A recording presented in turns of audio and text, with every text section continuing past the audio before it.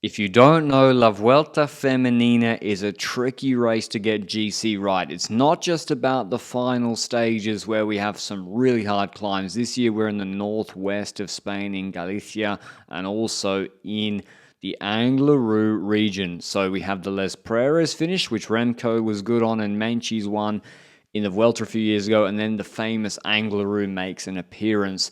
On the first stage, though, we have a hilly stage, and if you know that the northwest of Spain, very, very humid, very moody, very rainy, and today was no different. When coverage started, we saw Misha Bredevold attacking, and we have two of the GC favourites, or three even, Anna van der Breggen, Pauline Ferrand-Prévot, and Kasia Niewiadoma, who is the favourite for the race, responding to that. So there's often, when they had this race in the Burgos region or in Extremadura, there'd be crosswinds that you'd have to get through and you could put the small climbers under pressure. There's some punchy stages. Here it's the wet, tricky descents, and yeah, you have to get through them. But if you want to actually do the Anglerou with still having a GC position, and on those descents you can see it's wet, dry. So it's not actively raining at this point. The road's drying and Movistar go to the front and there's like 5 splits. No one continues on with it. So teams were kind of pushing the pace with no real objective on descents. They just were doing them faster.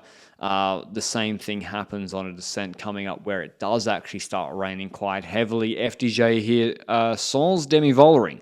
So Francisco Koch, good option for today's stage, uphill sprint. Riders like Gaia Riolini, who, remember, back in the day, her putting Annemiek van Vleuten and Demi under pressure on, was it Covadonga? She lost her GC today, caught on the back of a split in a few descents. The 13 Ks to go, it looks like we're going to have that sprint. It's drying up a little bit, at least it's not rainy, but here we have a tight right-hander, a dead turn. Riders are almost unclipping through it. I think a few riders are cyclocrossing, cutting the corner on the grass. And we see, riders literally having to put their foot down. And through that corner, it gets put in a line. And I think it was Paternoster for Jayco. She slides out on this left-hander near the front. I mean, there was also, you saw the spaces at the front of the group before. Like, they were ahead of the crash, and there was already sort of splits happening. Marianne Vos involved. She goes down. There's an FDJ rider who goes over or under the barriers. At least there was a soft landing there.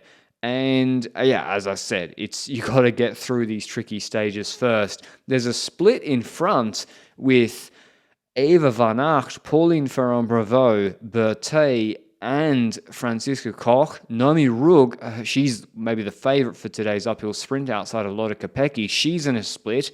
And so FDJ, that's what I said for GC, continue on with it. For the stage, you can continue on with it with Francisco Koch. So they put Van Aert to pace, but the group was too big behind. SD Works missed it, so they chased.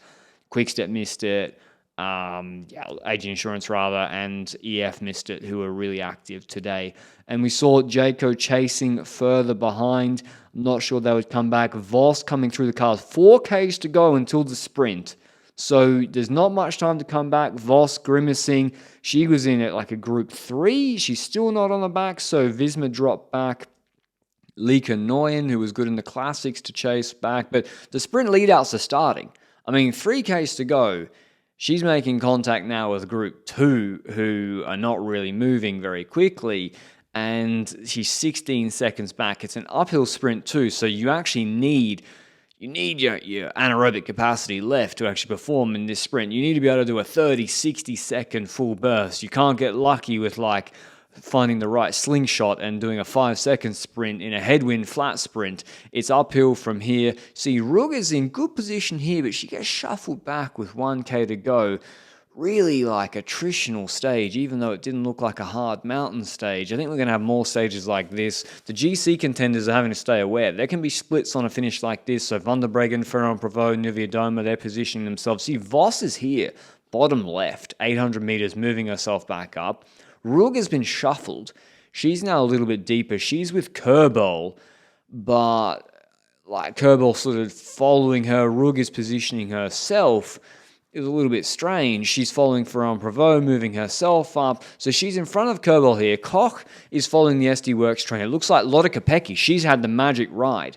But Niewiadoma gets in the middle of Van der Breggen here. She shuts her off. Maybe Kopecky wanted another lead out, like a longer lead out from Van der Breggen, but she gets squeezed back. Bredevold still puts Kopecky through this right-hand corner first, but you see Kerbold dive-bombed Rook through that corner, and then blocked like the inside line for her. Koch then takes up space, so Rook has to like break more into that corner. She takes it really well. And then just sprints past Kerbold. And here we look like we're about to have an honest sprint. Vos is out of it. She's come back, but she can't contest the sprint. 150 meters to go. We've got Kopecky, Koch, and Rook. Looks like whoever's the strongest is going to win. I mean, Kopecky's been kept in front, but Rook snap.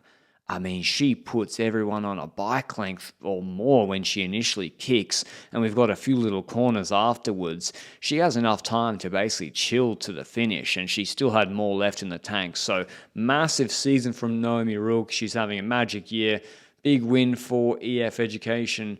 Oatly, first stage of the Vuelta, winning ahead of Koch, then Kopecky, Los Argeist, Niewiadoma, Squibon, Swinkles, Vos, Strinker, Colonel, Ferrand Prevot. Strange old top 10. There was a strange old stage. Here's what Rook had to say.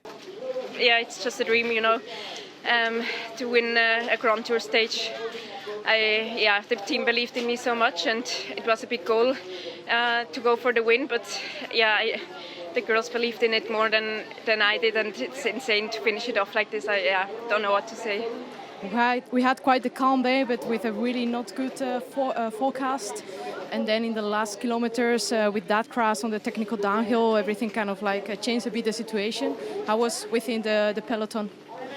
Yeah, it was quite hectic from the beginning because it was raining like at the start, and then it started raining pretty much. Yeah, it started and going all the race, so it made it quite hectic. And then the descents were really tricky and slippery. So in the last descent we saw a few crashes as well, which is always hard to see when you're racing. So I hope everyone's fine. But we just stick to the plan. We focused on the final and finished it off. Amazing.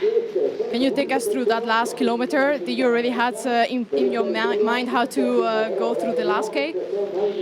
Yeah, I knew I could, this finish was perfect for me. If I could draw my dream stage, it would end exactly like this. So I knew I could trust on a long sprint. So I knew from the last corner, I wanted to just go full gas and all in, and team put me in a great position, and then I just went all out from the last corner. I didn't want to have any regrets, and I had a gap pretty immediately, and I was like, okay, just keep going. And then I looked back and I saw I can make it to the finish, and it was a dream. Tomorrow I think we'll have maybe a similar stage. There is a 2K 6% climb near the finish, perhaps a puncher. We'll go on the attack there. Hope you enjoyed the video, and I'll see you with the recap of that tomorrow. Ciao, ciao.